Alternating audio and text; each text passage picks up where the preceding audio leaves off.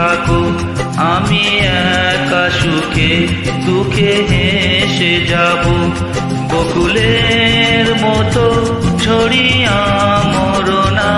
তুমি বন্ধু আমার চির সুখে থাকো। আমি প্রেমের বাগিচার মালি হয়ে মালা গেঁথেছিলাম তারে পরাবো বলে। সেই মালাখানি হাতে রয়ে গেল, তুমি বন্ধু আমার চির সুখে থাকো।